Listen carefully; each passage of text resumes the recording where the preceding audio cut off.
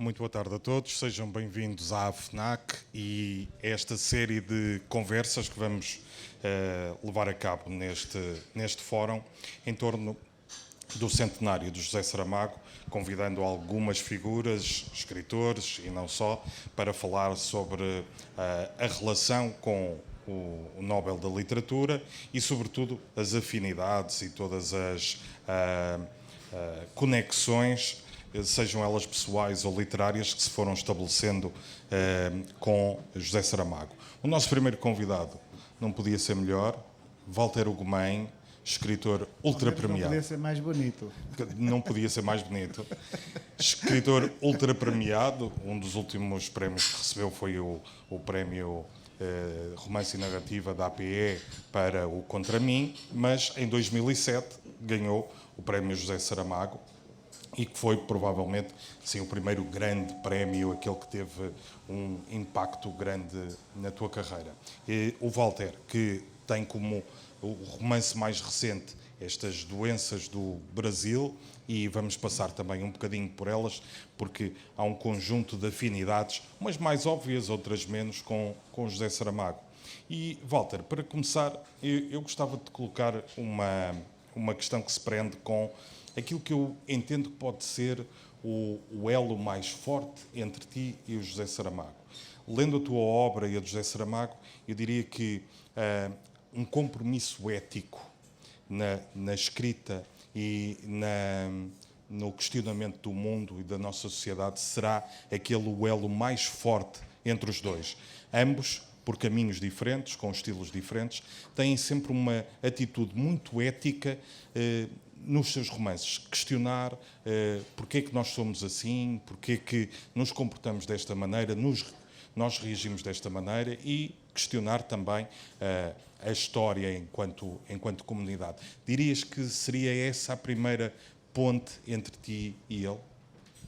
Talvez. Antes de mais, Tito, olá, obrigado. É um prazer estar aqui a conversar contigo e estar aqui com estas pessoas. Obrigado por virem ouvir-nos.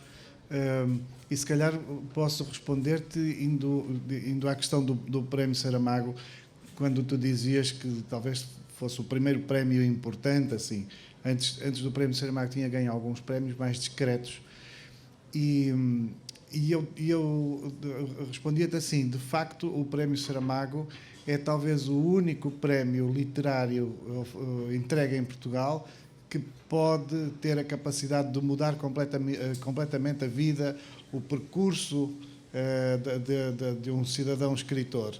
Porque a visibilidade que ele traz, ou a credibilidade que ele tem, é tão rara que, efetivamente, acarreta leitores, traz a imprensa, e por isso talvez não seja o prémio mais cobiçado por todos, mas eu diria que acaba por ser o prémio mais importante de todos, por ser o único que verdadeiramente influi na trajetória de um escritor aqui em Portugal. E isto para te dizer o quê? Que eu acho que o Saramago, quando inventou este prémio e o destinou a escritores até aos 35 anos, hoje mudou para os 40, mas o Saramago morreu convicto que o prémio era para ser dado a pessoas até 35 anos. O que o Saramago queria fazer era já alguma coisa ética, tinha já que ver com a atitude dele em relação ao mundo. Ele não queria entregar o prémio. É preciso ver que ele, enquanto prémio Nobel, poderia como dizer, pavonear-se e pavonear o seu nome entregando aos grandes autores que desde logo não ganharam o prémio Nobel, por exemplo, e por isso contaminar com o seu nome os seus pares, os seus colegas, inclusive os autores que ele admirava, não é? E ele não o fez, ou por isso há uma dimensão de uma vaidade que é logo imediatamente afastada em favor de uma escolha de uma nova geração ou de novas gerações de escritores que aparecem substancialmente sem capelas, sem apoios. Muitos dos vencedores do Prémio Saramago, como era eu, eram francamente desconhecidos ou sem leitores, por exemplo, sem atenção alguma. e o que o Saramago faz é emprestar o nome dele para melhorar a vida de alguém, que é o que eu acho que ele pretende fazer com toda a sua conduta e com toda a sua obra, é usar o nome dele para melhorar o mundo. E se eu me identifico com isso, gostaria muito de ser reconhecido por isso também. Ou seja, gostaria muito que alguém um dia dissesse de mim que fiz um esforço para não estragar nada, e mais do que não estragar nada, fiz claramente um esforço para exercer uma cidadania benigna, amorosa, se quiserem, um pouco afetiva, por vezes até poética demasiado, mas sempre no sentido de ser construtivo. Não me interessa destruir rigorosamente nada. Nós já nos conhecemos há muitos anos. Desde que éramos... desde que tínhamos uma figura Não éramos tão bonitos como hoje, éramos menos mas por esbranquiçados. acaso, quando éramos mais novos, não estávamos tão giros. Não, estamos muito melhor agora. E há uma coisa que as pessoas podem confundir com generosidade em ti, e lá está, mais uma vez, esse paralelo com o José Saramago que tu falavas agora. Ele, quando a luz incidia nele, ele pegar nessa luz e tentar puxá-la para outras pessoas que precisavam e mereciam ter esse destaque. Eu reconheço isso também no teu percurso ao longo da vida, nas artes plásticas, na poesia, muitas das vezes uma generosidade que te traz problemas, tens dificuldade em dizer que não, aceitas tudo e dás por ti a fazer, às vezes, correrias para acudir a todas as pessoas que querem beber da tua luz e chamar a sua atenção.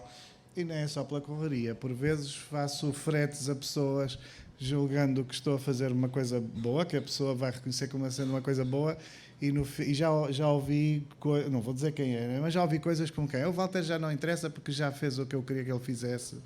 Por isso, não vale a pena convidá-lo, não vale a pena... Sabes aquela ideia que existe, enfim, o ser humano é um bocado, ou pode ser um bocado assim... usa-se ou usam o outro. Eu sou muito usável, sou francamente usável, e se calhar hoje menos um bocadinho, mas menos para aí 5% também não é. Eu noto que sou menos, mas se calhar quem anda perto de mim ainda não nota, porque não muda grande coisa. Mas não sei, eu gosto, prefiro chegar ao fim do dia ou chegar ao fim da vida e ter a sensação de que fui comido de lorpa, mas acreditei, do que ter passado a vida inteira sem acreditar rigorosamente em nada, sem ter tido uma paixão sincera, sem ter tido uma amizade sincera.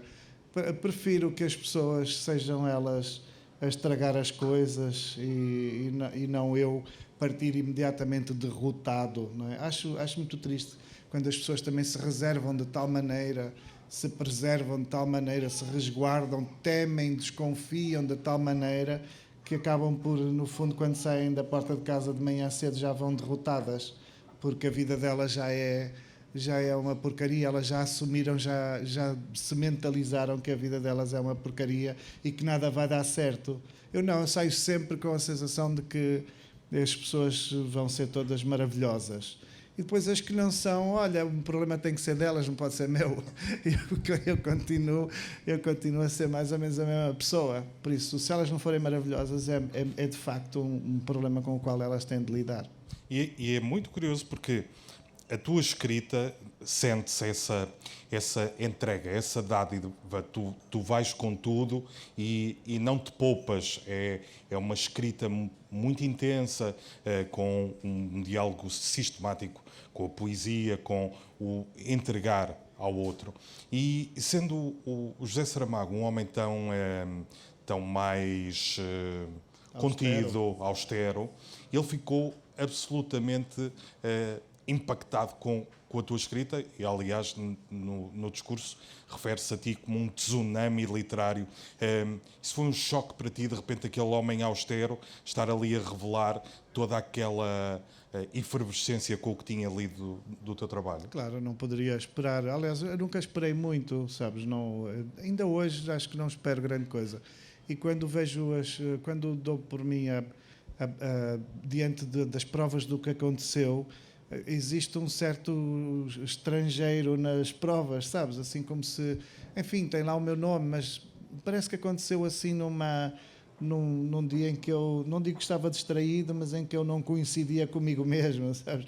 Há qualquer coisa, não digo que é uma fraude, mas há qualquer coisa que não cabe definitivamente no meu espírito e que não me muda, percebes? Talvez não me faça correr. Por exemplo, uma das coisas que eu acho que aprendi é que a maior parte dos sonhos que temos quando somos muito miúdos são manifestações de ingenuidade. E não está em causa chegar aos 50 anos é também perceber que talvez metade daqueles sonhos fossem interessantes para me motivar a continuar vivo e a lutar, mas não são sonhos que eu queira realizar. Hoje penso naquilo assim, que palermice, para que sonhei eu com isto, para que quereria eu isto ou aquilo ou aquele outro. E ainda por cima tinha tantos sonhos, dava-me tanto ao exercício de sonhar. E por isso, não sei porque é que te estou a dizer isto, a tua pergunta já foi lá para trás e eu comecei a perder-me, mas pois não sei porque é que eu te estou a dizer isto. Estávamos a falar qual é que foi a tua pergunta mesmo? Foi como é que tu recebeste de um homem tão austero, sim, e então eu não aquela sonharia, entrega? não sonharia com isso, nem entregue por ele, nem por outra pessoa qualquer. E posso-te dizer que quando o Saramago, quando perguntam ao Saramago se ele quer dizer umas palavras, a Guilhermina Gomes, a presidente na altura do Círculo de Leitores e presidente do Prémio Saramago, quando ela pergunta, Saramago, não sei se nos quer dizer umas palavras e não sei o quê. O Saramago, quando estava quieto, eu também sou um bocadinho assim, ele tinha uma tromba natural que não correspondia a maldade nenhuma, era uma coisa da fisionomia dele. Eu sou um bocado assim, se me virem assim a passar aí na rua, a conduzir, ou não sei, eu vou absorto nos meus pensamentos e quem me vir pensa que eu vou muito mal disposto e que devo ser um tipo muito antipático. É a minha tromba natural. E o Saramago estava com uma tromba gigante e eu pensei, bem, este tipo não deve ter lido, se deve ter lido 3 páginas, deve ter detestado, se abrir a boca vai-me destruir. Porque ele estava com um ar tão desconsolado de estar ali que eu pensei, e eu temi por aquilo. E até pensei, já me tinham entregue o cheque, eu tinha assim o cheque assim, pousei o cheque numa banquinha que tinha ali uma coisa assim, esqueci-me, nunca mais pensei no cheque, estava tão aparvalhado com o que estava a acontecer, e os cheques são 25 mil euros, ainda hoje é muito dinheiro, por isso naquela altura era uma alegria absoluta. E esqueci-me daquilo e fiquei tão aflito com aquela cara dele. E quando o homem se levanta e começa a discursar, eu admito que só passado uns 5 ou 6 minutos é que comecei a entender o que ele estava a dizer, que eu nem estava a entender nada. Porque o espanto, acho que me bloqueou, os nervos. Eu fiquei completamente bloqueado. E devo dizer-te que corri dos piores riscos da minha vida quando me pediram para dizer também umas palavras. E aquilo que eu disse foi absolutamente à distância do meu pensamento. Ou seja, eu sei que falei, está gravado, mas eu não exerci o pensamento a falar. Então eu podia ter dito uma receita de bacalhau à Brás e era exatamente igual, porque o estado de nervos era de tal maneira que eu mecanicamente comecei a falar e aquilo poderia não ter sentido nenhum. E naquele instante, assim que acabamos aquela coisa, e eu saí imediatamente para o jardim, deixei o cheque lá dentro, e eu saí para um jardim. Naquele instante, se me perguntassem o que é que o Saramago disse e o que é que eu disse, eu não fazia a mínima ideia, não tinha a mínima memória, não estava responsável. Eu agora entendo como é que as pessoas cometem crimes e depois vão ao tribunal dizer que tiveram um surto, que não sei o que lhes aconteceu, uma coisa qualquer na cabeça. Eu, naquele instante, se tivesse feito uma asneira, podia ser, porque de facto eu não sabia o que estava a fazer ali. E depois eu sou um bocadinho preparado, às vezes sou um bocadinho preparado para algumas coisas. E tinha pedido a um amigo para filmar com uma câmara na altura muito ridícula, não é o que temos hoje, mas uma câmarazinha muito ridícula. Pedi para ele filmar e aquilo foi fundamental para eu saber o que é que aconteceu na entrega do Prémio Saramago que eu recebi.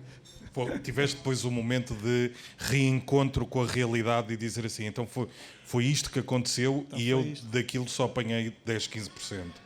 E ao mesmo tempo entender porque é que eu bloqueei, porque de facto aquilo que o Saramago me estava a dizer era tão inesperado para um miúdo tímido como eu era, que de facto aquilo produziu no meu espírito ali um bloqueio. Eu não estava, nada na minha vida me havia preparado para aquela honra, ou para estar debaixo daquele destaque.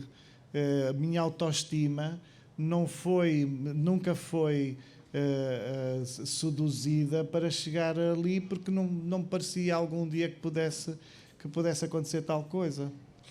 Mas sabes que essa sensação é muito curiosa. Há pouco tempo depois dele ter ganho o Nobel, fui jantar com ele a um restaurante numa cidade pequenina e entramos num restaurante. O restaurante também era relativamente pequeno, mas estava quase cheio. E quando entramos, aquela sensação do vácuo, de repente o som desapareceu. E estivemos sentados e o restaurante esteve sempre em silêncio o tempo todo. E ele, foi um jantar muito rápido, acabamos de jantar, e ele levanta-se e dirige-se porque ele percebeu o que estava a acontecer, e dirige-se à sala e pede desculpa às pessoas por ter comido tão rápido e que tem que ir embora, mas gostou muito da terra e não sei o que mais. E acaba de falar e, sabes, a descompressão de toda a gente, uma salva de palmas e uma alegria, porque esteve ali tudo contido, porque a face dele, muito austera, muito séria, estávamos como se estivéssemos a jantar num mosteiro, e só quando ele falou com as pessoas e se mostrou muito terra a terra e a pedir desculpa por ter que ir, é que tudo deslaçou. E as Porque eu pessoas... acho que era mesmo assim, enfim, o Saramago, vamos lá ver, não era propriamente um tipo bonito. E eu acho que a cara dele propendia assim para intimidar um pouco as pessoas, mas eu acho que não havia um esforço da parte dele de ser severo. Acho que havia um esforço de ter cuidado, que é uma coisa que eu acho que vou começar a aprender este próximo ano, porque por vezes quando estamos demasiado relaxados e somos demasiado imediatos a reagir às coisas, reagimos de uma forma que pode ser muito amigável, muito próxima e que pode produzir alguma enfim, pode ser prazeroso, pode ser muito porreiro para quem se abeira, mas normalmente não é aquilo que as pessoas estão à espera. O que as pessoas estão à espera quando se abeiram de um escritor que admiram é que o escritor diga uma coisa muito inteligente. Mas nós somos apanhados aí nos corredores do Norte Shopping, depois de comprar eletrodomésticos numa Black Friday, a fazer as contas para poupar ali 600 euros, se nos cumprimentam assim do pé para a mão, não sacamos uma frase do Em Busca do Tempo Perdido, sem mais nem menos, não é? Exato. Porque na verdade somos bípedes, mamíferos como o resto da malta, e por isso não estamos sempre imbuídos, não há cá musas a trabalhar por baixo da O careca. brilhantismo dá muito trabalho. Fazer-se as coisas bem feitas dá muito trabalho, e por isso eu acho que o Saramago, a dada altura, sobretudo, é preciso ver, é um homem que ganhou um prémio Nobel. Nenhum de nós, nem eu, que podia entender melhor o lugar dele, esperaria que ele me dissesse uma palermice qualquer, ou que ele sequer me dissesse uma coisa que fosse sobre os eletrodomésticos que comprou e que poupou 600 euros. Não, a gente esperava sempre do Saramago uma espécie de presciência, uma coisa que nos resolvesse uma aflição qualquer, que sanasse a fome em África. Não vai acontecer, quer dizer, não é possível, nem vai ser ele a fazer isso, nem coisa nenhuma, mas a verdade é que o fascínio que podemos ter por alguém parece solicitar dessa pessoa uma responsabilidade que é um fardo, e por isso talvez seja mais fácil aguentar esse fardo se fechar a cara, se as pessoas não sentirem uma facilidade de aproximação, até porque mesmo com aquela tromba, as pessoas interrompiam-no constantemente, não é? Mesmo achando que ele poderia ser antipático, havia sempre alguém, no mínimo de 15 em 15 minutos, e eu já estou a fazer assim uma margem grande, mas havia alguém de 15 em 15 minutos a interromper a fala dele, o pensamento dele, o sossego dele, o silêncio dele, o que deve solicitar uma tromba. Eu se tivesse a posição dele, ia ter uma tromba para aí 3 vezes maior. Exatamente, e com a história de vida dele, mais ainda, que é uma história que não é fácil e bastante dura. A tua escrita, nós não podemos dizer que o teu estilo, que é minimamente próximo do José Saramago, vocês Não, têm porque o meu registros estilo é muito original, não se muito parece original. com nada nem ninguém. Nada, Pois. és único. Mas há uma característica que eu acho que lá está que vos une, que é essa atenção aos esquecidos, aos invisíveis na sociedade, a preocupação com aqueles que são postos à margem. Nos teus livros isso é evidente, quando falas da velhice, quando falas da violência doméstica, mesmo agora no Doenças do Brasil, quando tu acabas por propositadamente deixar os negros fora para sublinhar a invisibilidade que eles tiveram durante séculos e séculos na história. Ele também tinha esse cuidado de estar atento aos mais frágeis, aos marginalizados, aos esquecidos. Sentes que em algum momento podes ter bebido dessa vontade também ao ler os livros dele? Não, sinceramente não. Eu acho que coincidimos nisso em absoluto. Que isso venha do Saramago, não. Isso vem da minha vida. Eu sempre fui rejeitado, enjeitado, posto de lado. Lembro-me de haver professores que me punham de lado por eu ser assim ou assado, ou por eu ser muito calado. Era, sobretudo, um indivíduo muito tímido, muito esperador. Achava que um dia a vida havia fazer sentido. Mas fui muito discriminado por viver nas Caxinas, por exemplo. Ainda hoje, quando digo que sou de Vila do Conde, e algumas pessoas percebem, as pessoas comentam ainda hoje, em Vila do Conde, por exemplo, o ridículo que é eu viver nas Caxinas e não no centro. Não é? Porque as pessoas que são das supostas boas famílias vivem no centro de Vila do Conde, que é super aristocrata, e onde as casas têm linhagens, não sei o quê. A malta pobre vive nas Caxinas, e teoricamente nas Caxinas andamos todos aos tiros, e as pessoas são todas bandidas e mal educadas e não sei o quê. E eu, por causa disso, durante tantos anos da minha vida, não saí das Caxinas, só para irritar as pessoas. Agora vou sair porque vou para uma aldeia de Barcelos. E quando me deram lá uma medalha de mérito e não sei o quê, e me anunciaram como o grande escritor de Vila do Conde, eu disse: eu sou o escritor das Caxinas, só para os lixar. E por isso eu cresci muito posto de lado. Eu aqui há uns tempos escrevi um texto que até li em Lisboa, num encontro com alguma imprensa. Eu fui até muito tarde um miúdo muito magro, muito feio, com um ar verdadeiramente proscrito. E eu acho que não havia muita gente na minha vida que não pensa, pessoas até próximas, que não pensassem de mim que eu, no mínimo, era um drogado extremo, percebes? A quantidade de gente que me oferecia droga, que me perguntava se eu tinha droga, era impossível entrar num bar, por exemplo, entrar nos Maus Hábitos, onde eu adorava ir ouvir música. Era impossível eu estar uma noite nos Maus Hábitos sem haver 10, 15, 20 pessoas que ou me queriam vender droga ou me queriam comprar droga. E isto era constante. E era constante, por exemplo, eu entrar numa loja, se eu entrasse numa loja um pouco mais fina, nem precisava ser muito fina, bastava ser assim uma tifose qualquer. Mas entrava numa loja, se eu estivesse mais sozinho, parasse não sei o quê, eu era constantemente vigiado, como se fosse um marginal que ia para ali roubar. E isto é muito...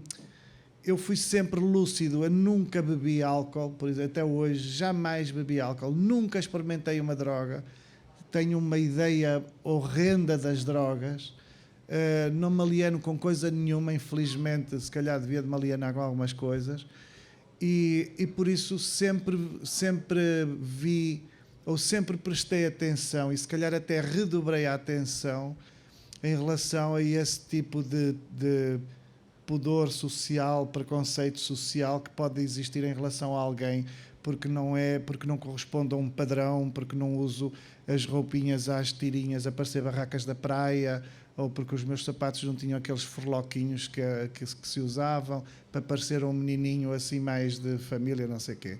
E por isso, eu acho até que, até hoje, embora os meus amigos sejam todos muito betinhos e cada vez mais betinhos, porque a gente vai sobrevivendo e vai conquistando o bem-estar que pode, até hoje acho que me visto substancialmente de preto e para rejeitar corresponder, por exemplo, ao Fred Perry ou não sei do quê. A ti deixam-te entrar em qualquer loja. Se fores ali às lojas dos betos todos, és super bem tratado. Eu posso até ter mais dinheiro que tu, não sei se tenho, tu deves ser mais rico, Não. mas eu entro naquelas lojas dos betos e desconfiam logo porque o tipo vai de preto, vai não sei o quê. E eu já faço questão de não corresponder aos padrões dos assimilados, percebes? Porque eu fui tão maltratado. Eu lembro-me de uma vez de entrar no Teatro Nacional de São João, porque tinham feito obras há muitos anos, quando mudaram aquilo era de pedra, a pedra à mostra. Quando decidiram pintar e não sei o quê, e quando abriram as portas pela primeira vez, eu entrei. Eu fui entalado pelo segurança, eu só estava a pasmar no hall, não, estava assim, sozinho naquele átrio gigante, e eu a pasmar a ver, porque eu estudava ali, ao lado, e eu estava ansioso, e eu adorava teatro, estava ansioso com a abertura do teatro e com o fim das obras. E quando pude entrar, eu só entrei, estava assim a pasmar. Eu fui entalado pelo segurança numa coluna, fui praticamente espancado, ameaçado, insultou-me de tudo, tratou-me por drogado, seu drogado disto e do drogado daquilo, e pergunta o que é que estás aqui a fazer, o que é que estás aqui a fazer. Eu lembro-me que eu tinha saído no JL naquela semana, tinha comprado o JL, e isto comove-me um bocadinho. E saía umas fotografias, tinha uma entrevista, e saía umas fotografias minhas no Jornal de Letras, e aquilo que me ocorreu dizer era: eu sou um poeta. Eu não conseguia dizer o que é que estava ali a fazer, eu estava a ver as coisas, estava a pasmar. E eu sou um poeta. Para que ele perceba, quer dizer, eu nem sei porque é que quer dizer, mas é tão demolidor que nós, por termos um ar mais ao abandono, sejamos imediatamente culpados dos males do mundo, que eu tinha de escrever sobre o que escrevo, percebes? A Isaura, ou a maior parte das minhas figuras, como a Maria da Graça, eu não precisaria de ler o Saramago para entender essas pessoas, percebes? Porque acho que a minha vida inteira me colocou, me trouxe. E eu digo-te mais, eu acho que eu às vezes leio livros admiráveis sobre pessoas poderosas que ocupam grandes cargos e que andam em grandes carros e que não sei do quê. E às vezes gosto de ler esses livros, ou há grandes livros escritos sobre figuras assim. Eu não tenho noção de como escrever, porque eu não entendo. Eu não consigo. Eu posso assim, auscultar um pouco a cabeça de uma pessoa assim, mas eu não saberia o que fazer com ela no cotidiano. Eu não saberia escrever o que é que um indivíduo muito poderoso acorda e faz. Não tenho a mínima noção.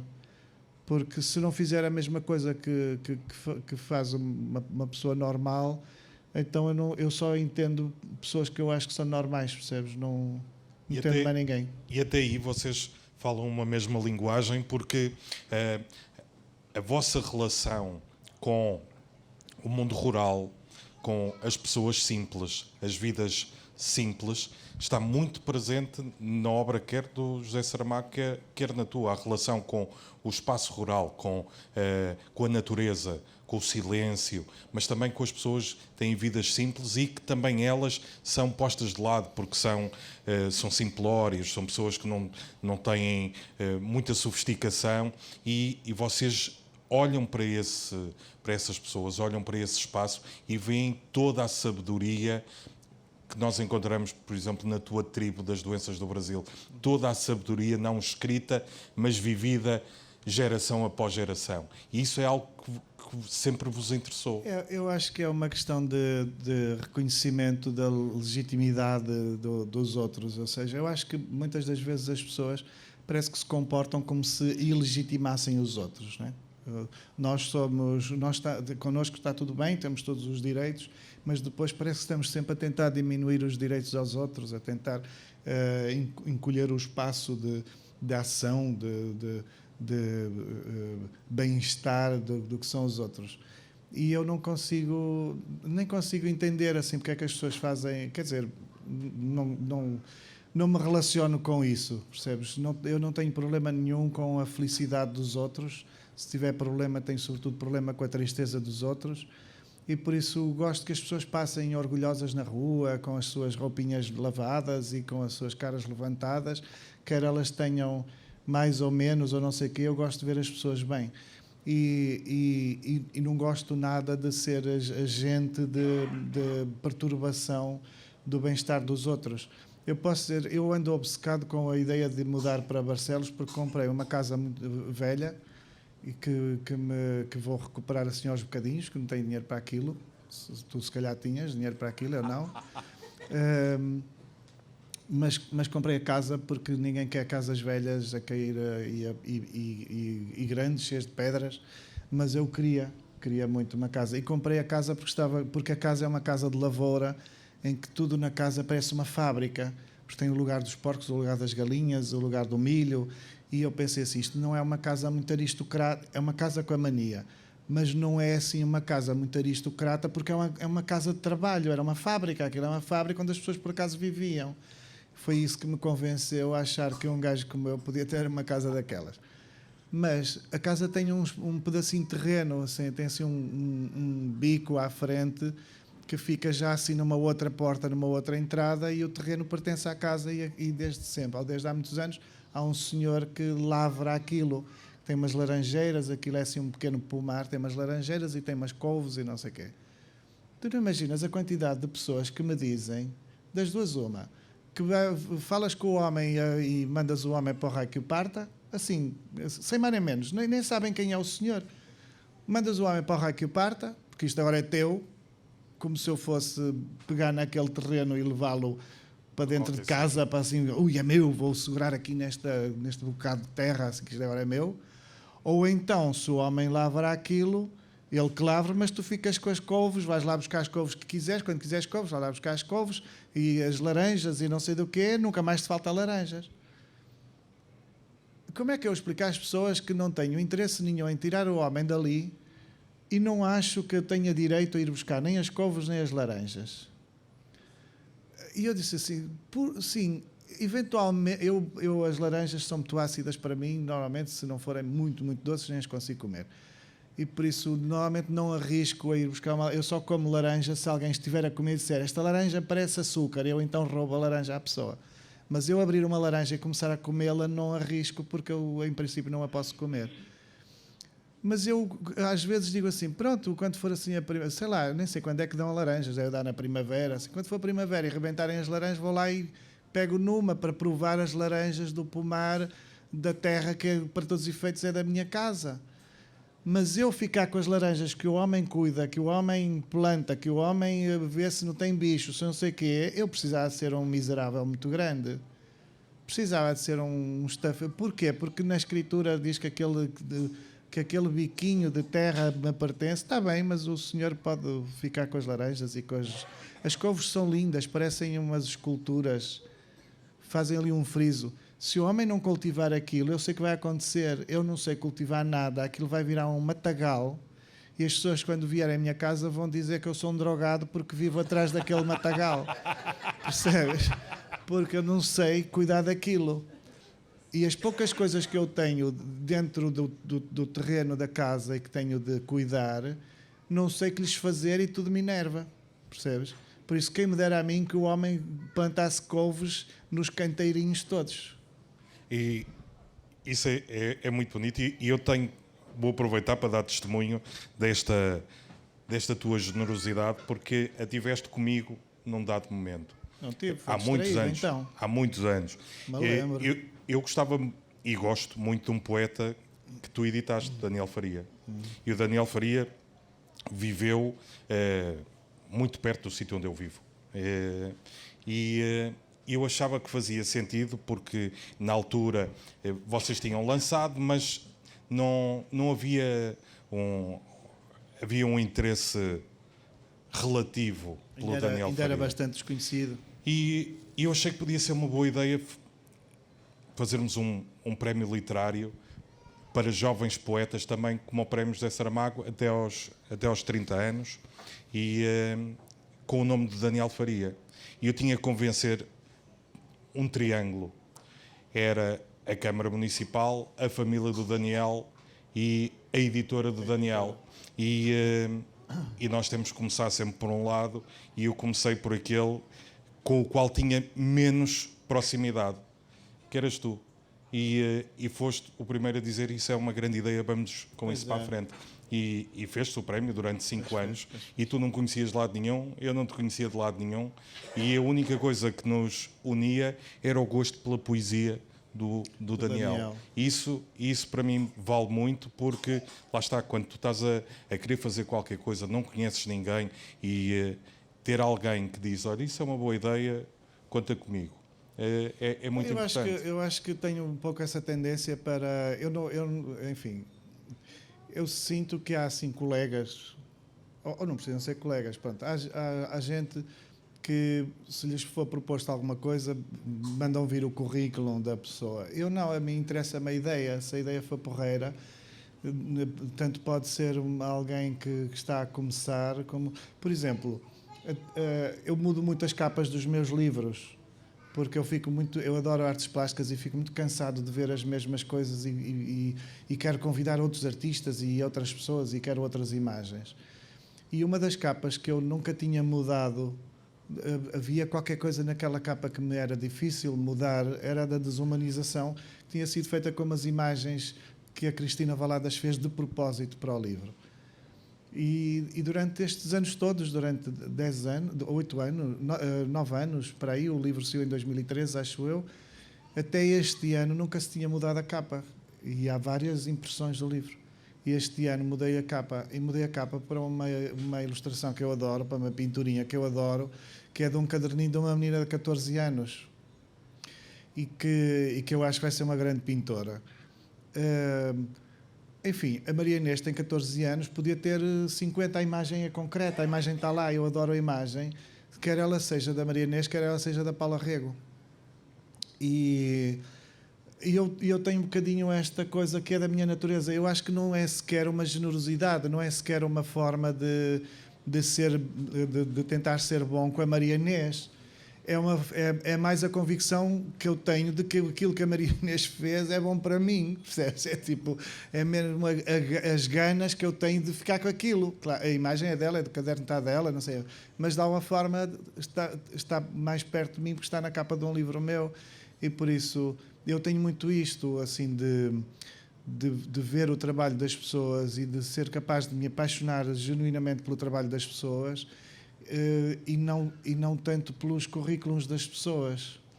E, claro, reconheço, há pessoas que têm percursos incríveis, de grande esforço, de grande resistência, porque a verdade é que perdurar muito tempo num certo ritmo de produção tem alguma coisa brava. Eu posso dizer que, com a idade que tenho e com 9 romances escritos e mais não sei quantos livros de poesia e mais contos e mais não sei o quê,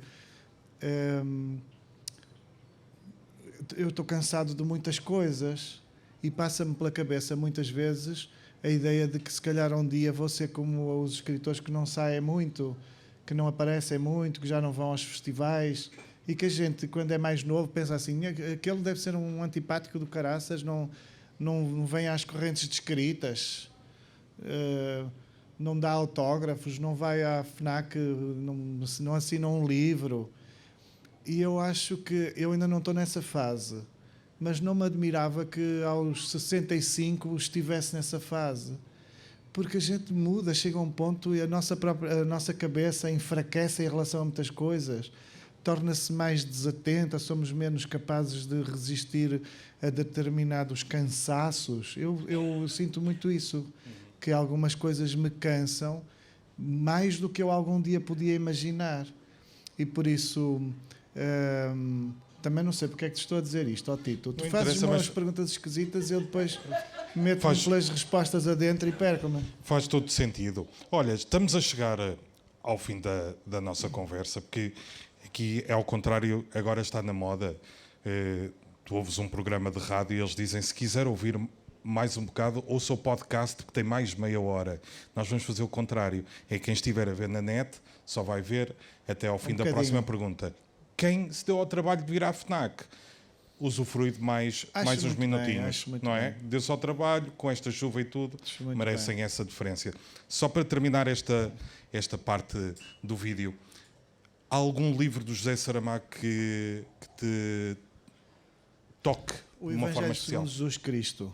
E porquê? Porque eu li-o quando o livro saiu, eu era um miúdo crente e ainda sou esquisito, mas na altura era assim, francamente crente. E pelas-te por uns santos, umas figuras de santos, sim, algumas bem bonitas. Sim, sim. E eu pensava que até tinha um caco ou outro de jeito, mas os meus cacos custaram tipo 150 euros. E há dias estive ali numa casa de um senhor em que eu pasmei e perguntei, este Cristo e este não sei o quê.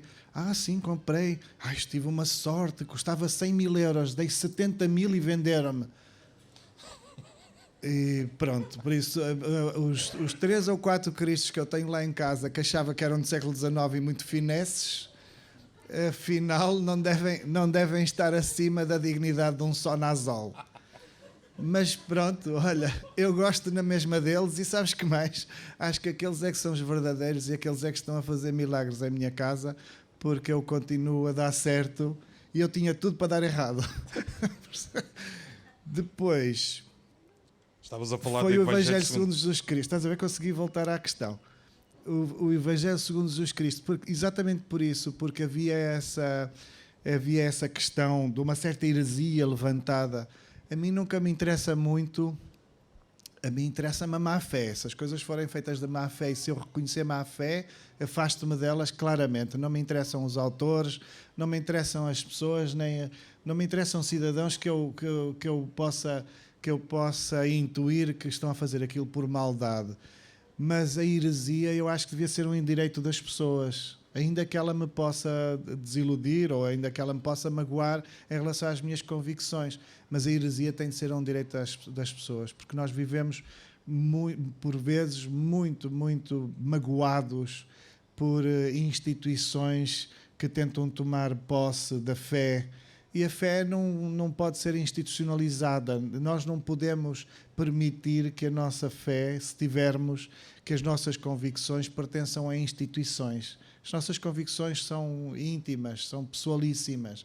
E por isso eu não preciso de uma empresa para me dizer se eu sou mais ou menos digno de acreditar ou de deixar de acreditar. Então, quando eu li o Evangelho segundo Jesus Cristo, aquilo foi muito importante para mim.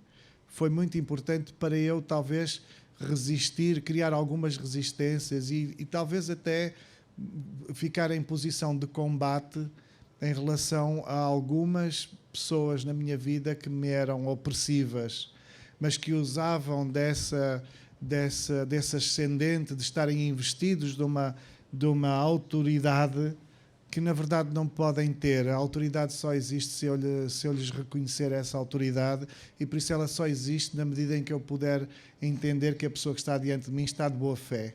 Porque a partir do momento em que está de má fé, não importa se é padre ou papa, se é bispo ou xamã, ou se é só a minha vizinha de cima, se estiver de má fé não vai poder influir nas minhas convicções. Uma pessoa de boa fé pode até ser uma criança, se calhar salva-me. Se não me salvar a vida, pode salvar-me o dia. Muitas das vezes são as crianças que dizem as coisas ou que fazem as coisas que mais enriquecem os meus dias. Olha, terminaste, estavas a falar e eu estava-me a lembrar uma coisa que li muito recentemente e que acho que pode ajudar a unir e que tem a ver um bocadinho contigo. Saiu agora uma tradução dos Evangelhos Apócrifos do Frederico Lourenço, maravilhosa, já tenho, gregos e latinos, e no Concílio de Trento foi definido quais os livros que iriam compor a Bíblia e houve um conjunto de textos que foram postos de lado, uns porque eram entendidos como heréticos, outros porque não acrescentavam muito ao propósito da Bíblia. E dentro desses muitos textos, um deles é o Evangelho segundo Tomé. E que tem lá um pequeno trecho, aquilo, muitos dos casos são só fragmentos, um pequeno trecho podia ter sido escrito por ti. O Tomé copia-me muito, mas isso Muito, já é... muito. Podia ter sido antigo. escrito por ti. Então está, conta Tomé que Jesus Cristo estava a brincar com os amigos e vem um amiguinho de Jesus e dá-lhe um encontrão. E Jesus vira-se para ele e diz: pois tu não caminharás mais. E o miúdo cai morto. Credo. Cai morto. E tu achas que eu escreveria Espera. isso? E vêm os pais a correr, a gritar e não sei o que mais, e vão à casa de Jesus falar com José e dizem-lhe: pá, tens de fazer qualquer coisa, isto não pode ser, porque os miúdos não podem brincar com o teu filho, porque ele zanga-se e mata-os a todos. Estamos a ficar sem crianças na aldeia. E esta ideia de um Jesus que se irritava a jogar à bola ou a brincar, ou o que quer que seja, e quando as coisas não lhe corriam bem, pronto, olha, este já foi, morreu. É tão subversivo e tão humano que é muito interessante. E eu, quando li aquele pequeno trecho... Podia estar no nosso reino um bocadinho. Podia estar em todos os meus livros, na verdade. Se calhar vai estar no próximo. Olha, Walter, vamos terminar por aqui a nossa conversa para quem nos está a acompanhar na internet. Vamos continuar aqui na FNAC do Norte Shopping mais uns 5 minutos. Portanto, apareçam na FNAC. Nós vamos continuar com uma série destas sessões em torno dos 100 anos de José Saramago. Portanto, apareçam por cá e acompanhem-nos. Muito obrigado. Obrigado.